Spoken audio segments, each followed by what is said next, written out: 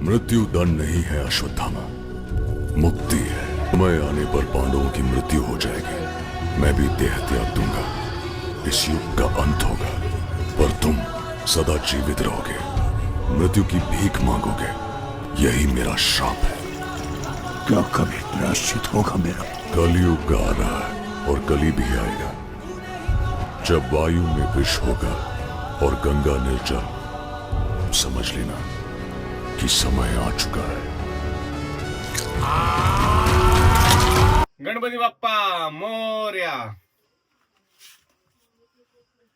नमस्कार मित्रांनो, मी गणेश जायकर तुमच्या सर्वांचं आपल्या ट्रेक मीन या युट्यूब चॅनल मध्ये स्वागत करत आहे। आणि गणपती आलेच म्हणजे आमचा हा सजावट सुद्धा आली, आमची सजावट सुद्धा आली। आणि सजावट आली म्हणजे दर्शन मसने आणि विजयदादा मसने यांची कारागिरी दाखवण्याचा वेळ सुद्धा आला। तर अशाच प्रकारे मी तुमच्या सर्वांचं या व्हिडिओमध्ये स्वागत करत आहे। तर आज आपण आलेलो आहोत दर्शन बाळाराम मसने यांच्या घरी। तर इथे आल्यानंतर आपल्याला काहीतरी वेगळंच पाहायला मिळतं, हे तुम्हाला सर्वांना माहितीच आहे, कारण की तुम्ही दरवर्षी आमची व्हिडिओ आतुरतेने बघता, आतुरतेने वाट बघता आमच्या व्हिडिओची। तर ह्या वर्षी आम्ही असा देखावा केलेला आहे, त्याच्यामध्ये वर्तमानकाल, भविष्यकाल आणि भूतकाल या तिघांचा समावेश आहे। तसेच श्री गणेशाची मूर्त अशी आहे, ती मूर्त सुद्धा भविष्यकाल, वर्तमानकाल आणि भूतकाल हे दाखवते। तर त्याच्यामध्ये श्री गणेशाचा 28वा अवतार हे आम्ही इथे दाखवण्याचा प्रयत्न केलेला आहे। तसेच श्री विष्णूंचा होणारा 10वा अवतार म्हणजे कल्की अवतार हा सुद्धा या सजावटीमार्फत दाखवण्याचा प्रयत्न केलेला आहे।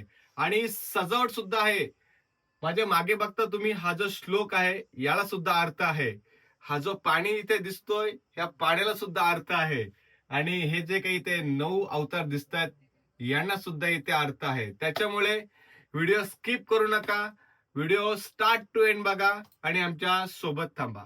जसं आपण सुरुवातीला मी तुम्हाला सांगितलंच की ही जे काही मखर आहे, ह्या मखर मधील पार्ट अँड पार्ट हा भूतकाल, भविष्यकाल आणि वर्तमानकाल या तिघांपैकी एका काळाशी निगडीत आहे। तर त्याचा काय समोर जो काही आपल्याला भाग दिसतोय तो कशाशी निगडीत आहे याची तर उत्सुकता मला आहे, तुम्हाला सुद्धा असायला हवी। तर चला मग जाणून घेऊया दर्शनकडून। दर्शन, सांग ना आम्हाला। तर आपण पाहू शकता की जसं की म्हटलं भूतकाळ, भविष्यकाल आणि वर्तमानकाल। तर जो आपला हा पार्ट आहे ना, हा भूतकालाशी निगडीत आहे। आपण पाहू शकतो इथे श्री विष्णूंचे 9 अवतार दिसतात, बरोबर। आणि जो हा पोर्शन आहे हा 10वा, तो व्हॅकंट आहे, म्हणजे तो अजून झालेला नाहीये। तर तो पार्ट आपला जो आहे तो रिलेट होतो भविष्य काळाशी, त्याचे आपण पुढे पाहूयातच। तर आपण पाहू शकता मत्स्य, कूर्म, वराह, नरसिंहा, वामन, परशुराम, राम, श्रीकृष्ण आणि बौद्ध हे जे आहेत ते विशिष्ट एका काळचक्रा म्हणजे त्यांचा जो कालखंड दाखवण्याचा आपण प्रयत्न केलेला आहे। आणि त्याचंच रिलेशन येणाऱ्या 10व्या अवताराशी ठेवलेलं आहे। म्हणजे ते सध्या गुपित आहे, जर ते तुम्हाला जाणून घ्यायचं असेल तर व्हिडिओ पाहत राहा। दर्शन, हा श्लोक आहे ना, तर ह्या श्लोकचा अर्थ आम्हाला समजेल का? हा जो श्लोक आहे ना कल्की पुराणामध्ये आहे। हो। आणि अथावसो युगसंध्याया दशप्रयेषु राजसु जनिता विष्णु नामा कल्की जगतपती। म्हणजे हे असं सांगतंय की विष्णू यश या ब्राह्मणाच्या घरी भगवान कल्की जन्म घेईल। तर दर्शनने आपल्याला भविष्य काळाबद्दल अजून सांगितलेलं नाहीये। आतापर्यंत आपला झालाय तो भूतकाल। भूतकाळ इथेशी या गोष्टींशी निगडीत होता, परंतु आता भूतकाळानंतर आपण येणार आहोत वर्तमान काळाकडे। तर वर्तमान काळ म्हणजे काय मित्रांनो, जे सध्या परिस्थिती घडत आहे ती ना, सध्या जी परिस्थिती घडत आहे तिचं प्रतिबिंब आपल्याला कुठे दिसतं? ते दिसतं पाण्यामध्ये। म्हणून ही जी काही गोष्ट आहे ही गोष्ट आपल्या वर्तमान काळाशी निगडीत आहे। आता तुम्ही जर पाहाल तर आपलं प्रतिबिंब या पाण्यामध्ये दिसतं। म्हणून आपण पाहिलं हे भूतकाल आणि वर्तमान काल आहे, ते वर्तमान काल आम्ही इथे दाखवलंय। मित्रांनो, सध्याच्या जनरेशनला काय हवंय खरं सांगा? सध्याच्या जनरेशनला गणपती बाप्पा फक्त सेल्फी आणि फोटोसाठी हवा आहे का?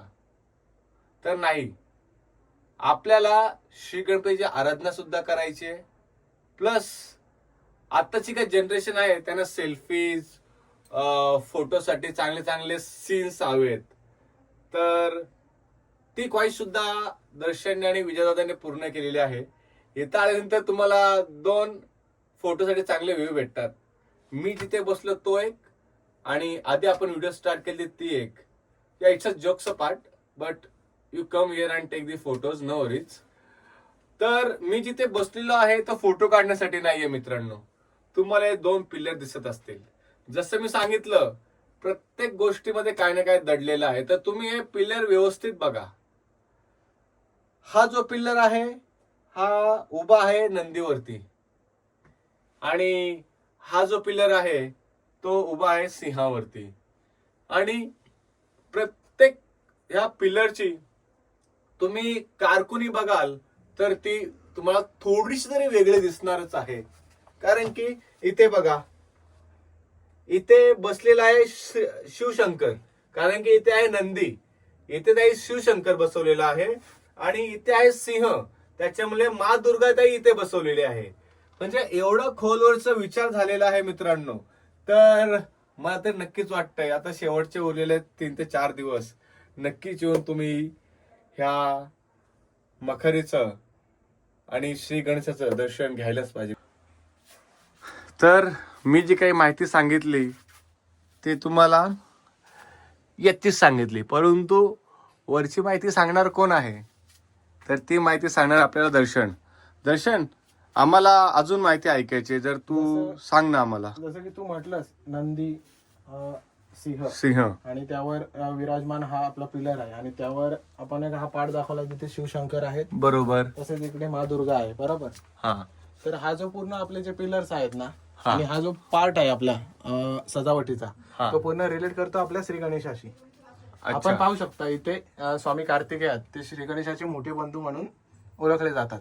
बरोबर. आणि हे 2 पिलर आहेत ते त्यांची समजा महादेव आणि मा दुर्गा. हा, मा दुर्गा. तर ही जी पूर्ण एक जी आपण कॉन्सेप्ट दाखवली आहे, संकल्पना पूर्ण रिलेट करते ती आपल्या श्री गणेशाशी. अच्छा. जसं आम्ही तुम्हाला सांगितलंच की आपल्या सजावटीमध्ये भविष्यकाळ, वर्तमानकाळ आणि भूतकाळ दडलेला आहे. तर आता आम्ही परत तुम्हाला वर्तमानकाल आणि भूतकाळ हा रिव्हील केलेला आहे, परंतु भविष्यकाळाची सुरुवात होते ह्या मण्यापासून.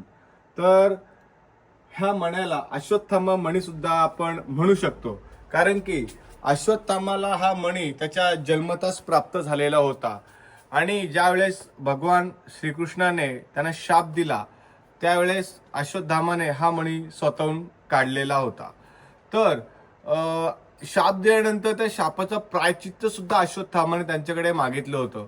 त्यावेळेस श्रीकृष्ण भगवानाने असं सांगितलं होतं की ज्यावेळेस माझा 10वा अवतार होईल, कल्की अवतार होईल, त्यावेळेस हा जो काही मणी आहे तो पुन्हा एकदा तेजस्वी होईल, आणि मग अश्वत्थामाला या त्याच्या 3000 वर्षाच्या शापामधून मुक्ती मिळेल. तर ही जी काही माहिती आहे ती माहिती आम्ही सर्च केलेली आहे, डिटेल्स काढलेले आहेत. तर या व्यतिरिक्त जी काही तुम्हाला बाकीची माहिती असेल तर नक्कीच आम्हाला कमेंट द्या. जसं मी तुम्हाला व्हिडिओच्या सुरुवातीला सांगितलं होतं की ह्या स्पेसमध्ये श्री गणपतींसमोर भविष्य काळाचे गुढ सुद्धा दडलेलं आहे. तर ते गुढ कुठे दडलेलं आहे माहितीये का? ते गुढ दडलेलं आहे ह्या 9 भूतकाळांच्या मागे. तर आता आम्ही तुम्हाला दाखवतो ते. हे बघा, सस्पेन्स ऑफ दिस सजावट इज रिव्हील नाउ.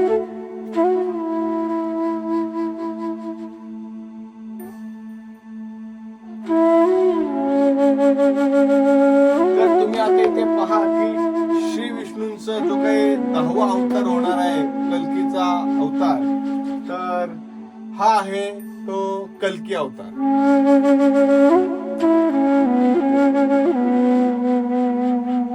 आता आपण जी काही श्री गणेशाची ही काही मूर्ती पाहतोय, तर ह्या मूर्तीबद्दल आपल्याला विजयदादा अजून माहिती देत आहेत. तर विजयदादा आम्हाला सांग. श्री गणेशाच्या 32 अवतारांपैकी हा 28वा अवतार आहे. यामध्ये श्री गणेश्वरी भूत, भविष्य, वर्तमान दर्शवते. अच्छा. आता श्री गणेशांची मूर्ती ही नाही म्हटलं तरी 5 फूट असेल दर्शन. 4 फूट आहे. 4 फूट आहे. आणि आपण हा जो काही रस्ता पाहिला तो थोडा छोटा आहे. म्हणजे मूर्ती इथे येऊ शकते, परंतु एवढ्या कोरीव कामामध्ये आपण हे कसं काही शक्य केलं? नाही, मूर्ती येणं पॉसिबलच हा. नव्हतं. की तुला म्हटलं की 8 जूनला स्केच बनलं हा. आणि मेजरमेंट पण त्याच दिवशी बनलं. हम्म. तर तेव्हा आम्हाला मूर्ती आपल्या घरीच तयार होत असल्यामुळे अंदाज होता की हा. आपल्याला मूर्ती 10 ते 15 दिवस आधी आत घ्यावी लागेल. हा. पण जसं टार्गेट लाईन जवळ आली तर आम्हाला कळालं की 10 ते 15 दिवस ही मूर्ती आधी घेऊन जमणार नाही. तर आम्ही एक 20 दिवस आधी म्हणजे 7 ऑगस्टला मूर्ती आपली आत आली हा. आणि मग त्यानंतर हे पूर्ण पार्टची फिटिंग आणि डिटेलिंगचं काम सुरू झालं. अच्छा. दोघांसाठी एक शेवटचा प्रश्न. ही एवढी मोठी सजावट तुम्हाला दोघा तिघांना कसं काय शक्य झालं? दोघा तिघांना नाही म्हणता येणार. विजय दादा तर आहेच.